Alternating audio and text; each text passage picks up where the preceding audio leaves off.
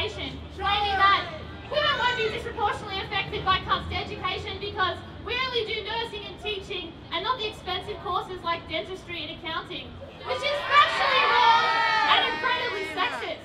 And most of all, Christopher Pyne is a hypocrite, because Christopher Pyne and his liberal cronies got their educations for free.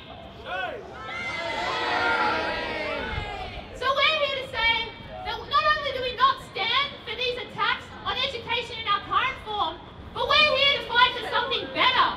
We're here to fight for government-funded, fully funded education. And we're not going to stop by smashing these attacks on education today, but we're going to take the fight up for a better education system.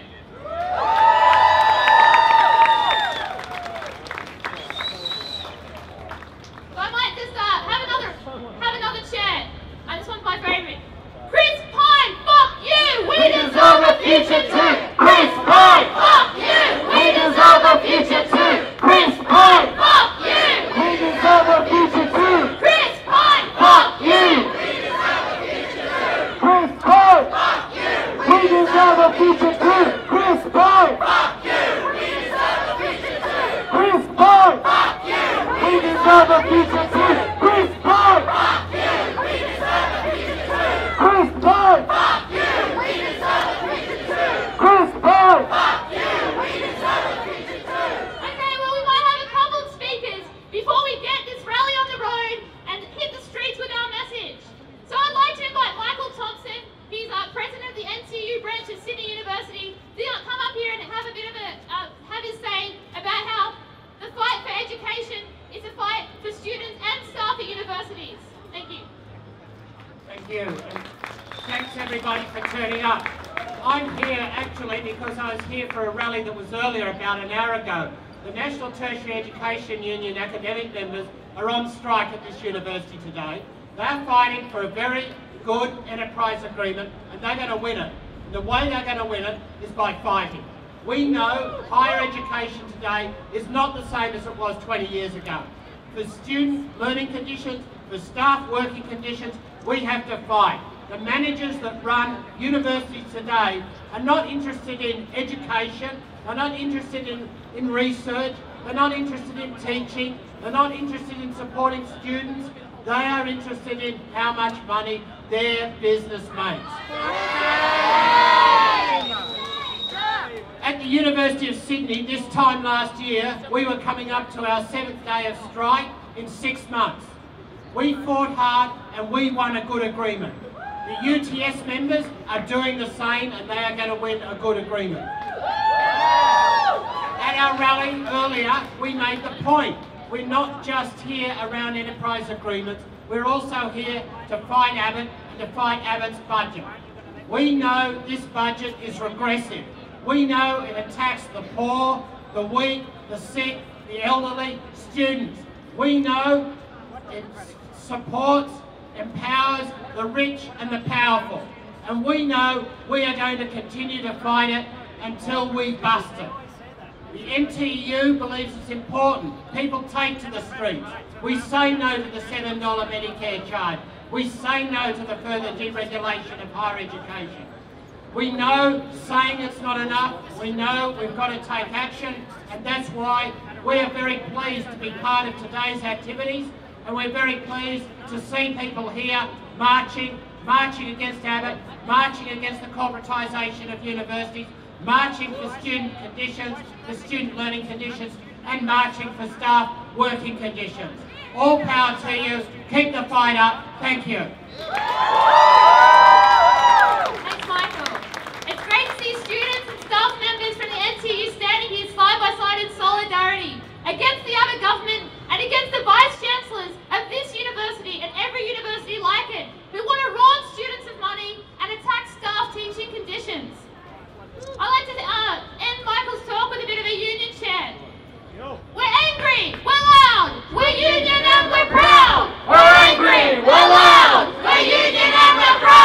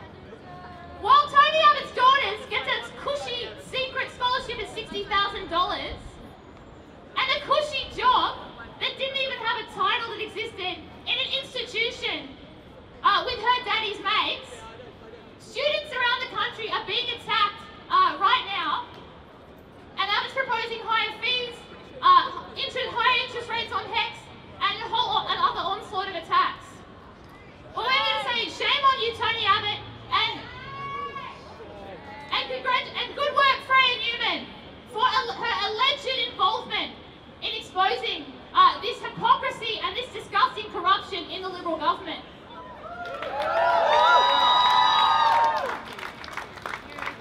So I'd like to start at the rally with a chant for all of you students who didn't get $60,000. Tony Abbott, fuck you! We want 60,000 too! Tony Abbott, fuck you! We want 60,000 too! Tony Abbott, fuck you! We want 60,000 too! Tony Abbott, fuck you! We want 60,000 too! Tony Abbott, Fuck you! We want 60,000 too! Tony Abbott, Fuck you! We want 60,000 too! Tony Abbott, Fuck you! We want 60,000 too! Tony Abbott, Fuck you! We want 60,000 too! Tony Abbott, Fuck you! we want 60,000 too. Tony Abbott, Fuck you! We want 60,000 Let's too! get this march on the road! Tony Abbott, fuck you! Shit, come off it! Bullshit, come off it! Our education is not for profit! No cuts, no fees, No corporate universities! no whips, no butts, No education cuts! no Chris Pine, fuck you! We deserve a future too! Chris Pine, fuck you! We deserve a future too! Cut, cut, cut back! Fight, fight, fight back! Cut, cut, cut back! Fight, fight, fight back! They say cut back! We say fight back! They say cut back! We say fight back! They say cut back! We say fight back! This is our future. This is potentially your children's future. Why don't you care? We don't care that you're stuck in traffic. We don't give a shit. This is our lives. This is our fucking future. Deal with it. No fees. No corporate university. No fees. No corporate university. No corporate. And that's here is for the thousands of people around this country.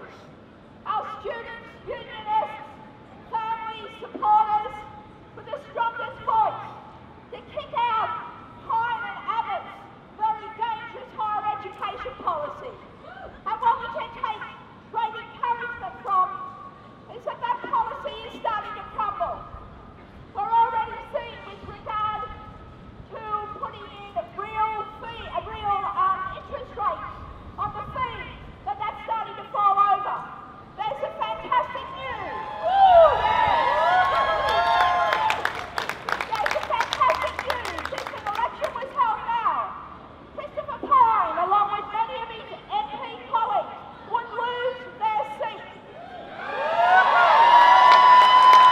And why that is because there is a strong public voice like we have here today, building a broad-based coalition of opposition to a policy that would not only damage your future, but the very type of society that we have here.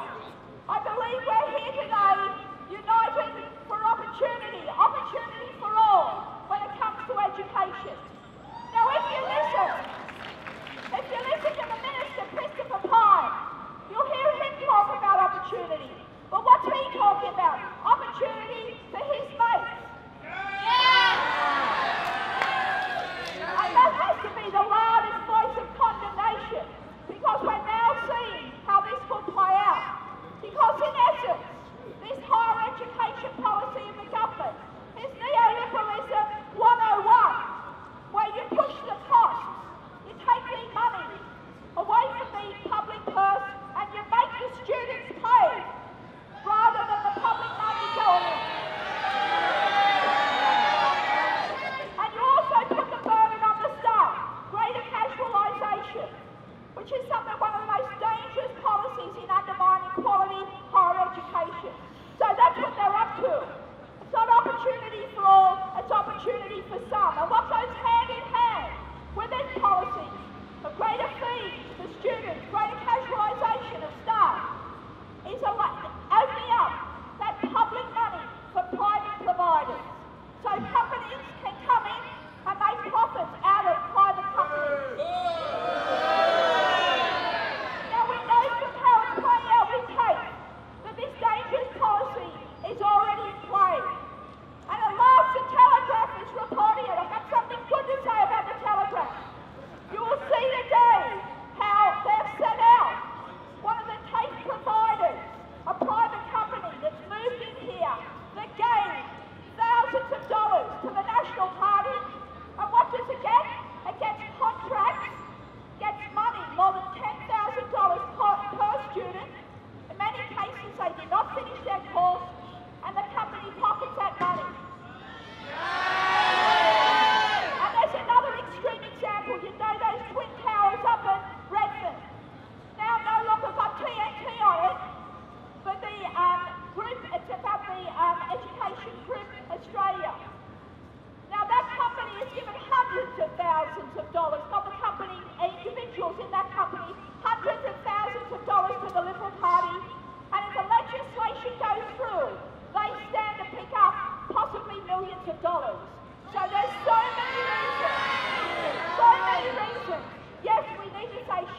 with the loudest voice. So we stand together. We stand together for opportunity, for hope, and we have the hope that we know we can defeat this bad policy. And why it's essential that you take away from this protest a deep commitment to keep our loud voice, our anger going, is because the pressure's on Labor, the pressure's on the Party United Party to stand together to stop the deregulation.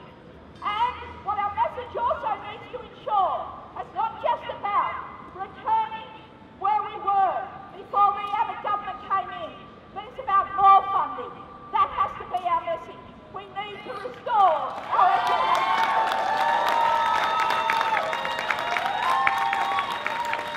And again, I congratulate you, because yes, the coalition has run to the core $5.8 billion. They want to rip off education. That's why I gave those examples of the private providers they want to give the money to. And that was building on the $2.3 billion that Labor planned to take off higher education coming into the 2013 election. Now, the strength of this campaign has put pressure on Labor to drop their position. Now we have to ensure that we relegate Abbott, relegate Pine, so they're just shamed and that policy is dropped, because we've got the power on the street, the power in the Senate. We can win. Thank you. Thank you, Lee. That's right, we can win. I'd like to agree there that it is the pressure on the streets. It's students once time and time again coming out to fight not only against these attacks, but like we said, for more. We want more. Christopher Pine is the biggest hypocrite around. He got his education for free, and so should we. Now we're going to have one more speaker before we end up the sort of official part of the rally today. People are welcome to stick around. Some people are going to head over to the park afterwards, and I think there's some food. But otherwise, I'd like to encourage you all to keep coming back to these protests. Keep putting the pressure up. Once we scrap this, we need to keep going and fighting for more. If you're not already involved, get involved in your local education action groups on the campuses. There's some set up at Sydney University, at UNSW, and other places. Now I'd like to hand it over to Mara Ferris. She's the International Officer for SUPRA, the Sydney University Postgraduate Student Association. So please make her feel welcome.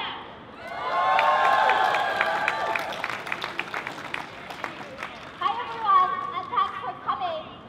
I am an international student in Sydney Uni, and I'm here today to talk on behalf of 500,000 international students who are studying the Australian educational system. To give you a little bit of an idea of what 500,000 is, it's the equivalent to the entire population of Gold Coast, or Canberra, or Newcastle. We bring over $60 million to this country annually. And what do we get in return? Being treated as outsiders, as money bags, as pigs of Australian jobs, as their visitors. We are expected to stay on the fringe of society, pay up on time, be seen and not heard. But I'm here today to say we exist. We are legal students, and we're deeply worried about what's being done to our education under Abbott and Pine government. We clearly see that all education costs, senior relations, student support costs, and staff costs will affect our situation as international students as well as domestic students. And so we cannot and should not remain silent under this situation. I'm here to talk to you about more than 500,000 people who are living in the shadows of your country.